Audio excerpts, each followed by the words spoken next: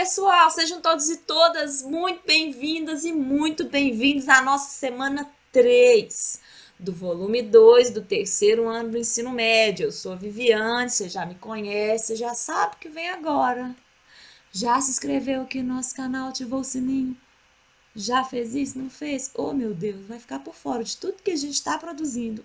Por uma coisa que é de graça, você vai perder. Olha só, se inscreve aqui que depois da nossa vinheta a gente vai conversar um pouquinho. Até logo!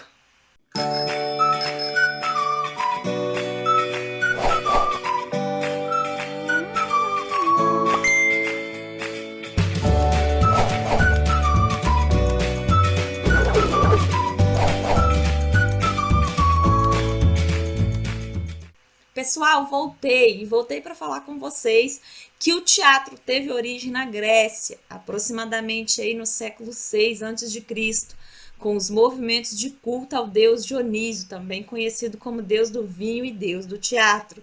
O Dionísio é esse deus aí que está segurando uma uva, tá vendo? Da uva a gente faz o vinho, não é? Essa cara de bravãozão dele aí, às vezes, não se concretiza muito na realidade. A gente sabe que o deus Dionísio foi um deus da farra. O Dionísio foi um deus da festa. Mas essa representação aí talvez seja para dar uma certa seriedade que talvez não existia nas festinhas do deus Dionísio, vai saber. Brincadeira à parte, pessoal. Antes mesmo de ser um consenso que o teatro ocidental teve na origem na Grécia Antiga, é importante a gente frisar que essa manifestação artística já era presente na humanidade desde muito tempo atrás, mesmo que de forma rudimentar. Sabe por quê? Na pré-história, os seres humanos possuíam maneiras distintas de comunicação e a imitação era uma delas. Muito provavelmente, os homens das cavernas desenvolveram gestos que se assemelhavam aos animais. Além disso, encenavam caçadas para contar aos seus pares como as situações ocorreram. Assim como a dança, a música e o desenho, a linguagem teatral também teve sua importância na época pré-histórica. Agora, pessoal, eu faço uma ponte para o nosso exercício de número 1, só para a gente sistematizar, consolidar e aperfeiçoar, encaixar, brincadeira, um pouquinho as características dessa manifestação artística, tá certo? O nosso exercício de número 1 fala assim, ó. Segundo a história, o teatro teve origem na Grécia Antiga com os rituais religiosos ligados ao deus Dionísio. Com o passar do tempo, ainda na Grécia, as manifestações teatrais mostraram que, olha a letra A, suas produções eram feitas pelos grandes reis que se passavam de atores para maquiar suas práticas impopulares.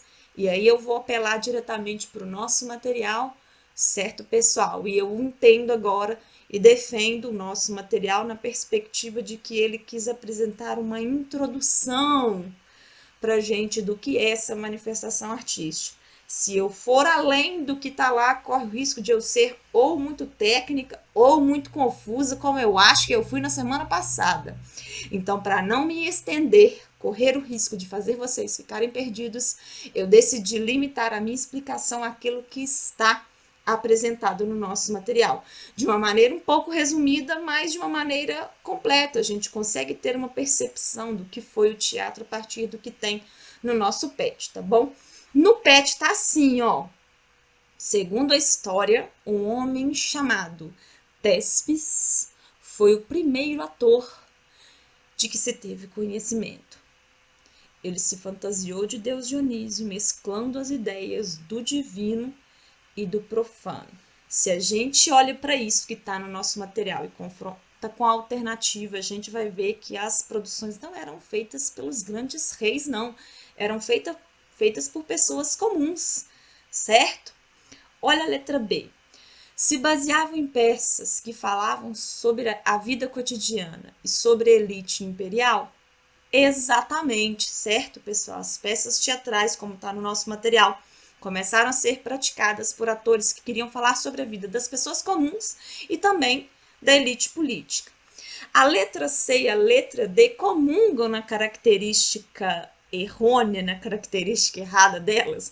Então eu coloquei apenas uma explicaçãozinha que abarca as duas, tá certo? Olha só. O primeiro ator a ser reconhecido no mundo foi o imperador Pisístrato. E esse imperador foi o grande responsável pela criação dos gêneros comédia e drama. No nosso material tá claro lá, tá claro que somente na época desse imperador que os concursos de teatro surgiram. Então a única menção que nós temos a Pisístrato é de que durante o seu reinado as manifestações artísticas teatrais tiveram força, tá certo? Nesse contexto, dois gêneros ficaram conhecidos, a comédia e a tragédia. A formação de teatros, ou prédios teatrais gregos, foram importantes na difusão da nova arte. Como é apenas isso que nós temos de referência ao Pisístrato, o grande imperador. Não sabemos quem é, mas deve ter sido grande, tá certo?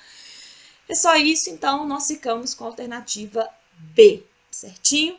Passando agora também, porque o material já dá um salto, já fala do teatro na Idade Média, que fazia referências diretas e ligações diretas entre a figura do homem, a figura divina, a figura de Deus, apesar de que na Idade Média tudo foi feito a partir dessa referência direta, tá, pessoal? A Idade Média é o ser, na verdade o ser não, o imperador, não é nem o ser humano, é o imperador, os reis, né, queriam se assemelhar à figura divina, então passaram a se manifestar ou a se pintar de todas as formas possíveis em uma manifestação artística como a pintura, e depois como a escultura, e também o próprio teatro, que é o que toca na aula de hoje, tá bom?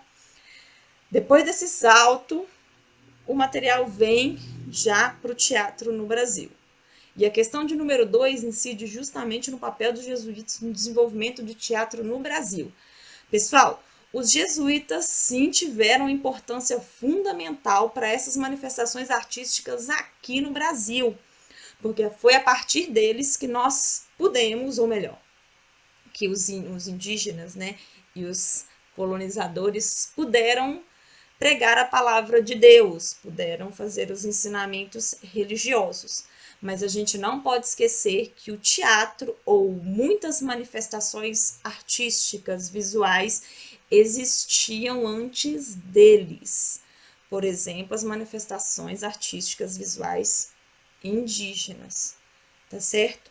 Então, embora a gente reconheça a importância dos jesuítas para o desenvolvimento do teatro, aqui no Brasil a gente precisa reconhecer as manifestações artísticas teatrais dos povos indígenas, certinho? Que isso é um pouquinho falado na questão de número 3, em que a gente tem que colocar verdadeiro ou falso para algumas alternativas. Vamos analisar uma por uma. A letra A já incide, a primeira, desculpa, já incide diretamente nisso que eu acabei de pontuar para vocês. O teatro surgiu com certeza, a alternativa ainda fala com certeza, né? Com a chegada dos europeus em terras brasileiras, como eu falei para vocês, a chegada, né, dos jesuítas aí no século XVI foi fundamental para que essas apresentações teatrais ganhassem espaço e visibilidade, principalmente através dos ensinamentos religiosos. Mas os indígenas também tinham as suas manifestações artísticas teatrais, embora elas tivessem sido, né, apagadas aí da nossa historiografia, mas elas existiram e a gente precisa dar esse espaço para elas hoje, ok? Olha a letra B. Atualmente existem várias companhias de teatro no Brasil, sim, que oferecem espetáculos pelas ruas, levando alegria, conhecimento e entretenimento para o público, com certeza, né, pessoal? A gente sabe que tem vários grupos aí pelo Brasil afora fazendo esse tipo de apresentação chegar a um público mais variado e diverso possível, ok? Olha a letra C. Os assuntos religiosos formaram as principais histórias teatrais no período medieval? Sim, lembra que eu falei com vocês que na Idade Média a gente queria fazer com que o rei representasse também a figura divina e a gente casou o rei com a igreja em várias manifestações artísticas visuais, não só no teatro, mas também na pintura e na escultura? Olha, é isso que está falando a letra C. A última alternativa coloca assim pra gente: o teatro contemporâneo se dispõe nas ruas da cidade? Sim, também, ok? Oferecendo espetáculos gratuitos? Sim, também, ok? E se extinguindo dos palcos dos grandes espaços fechados. E eu já pontuei para vocês que, ao contrário do que propõe a alternativa, as manifestações artísticas teatrais contemporâneas não propuseram e nem propõem a extinção dos palcos dos grandes espaços fechados. Ainda há manifestações artísticas teatrais, obviamente, ocorrendo em espaços fechados, embora a contemporaneidade tenha rompido uma barreira do teatro e tenha feito ele também chegar a espaços urbanos como as ruas. Ok, pessoal? Então aí a gente fica com a letra C. A aula de hoje foi curtinha porque eu me coloquei apenas dentro do que o material apresentou pra gente, para eu não me perder e não deixar confuso, como foi um pouquinho a aula da semana passada, certinho, pessoal? Agradeço a paciência de vocês, já falei, não perde as próximas novidades. Se você não se inscrever e não nos acompanhar, você vai perder, tá certo? Eu te espero na semana que vem e compartilha com seus amigos. Muito obrigado pela paciência e até logo!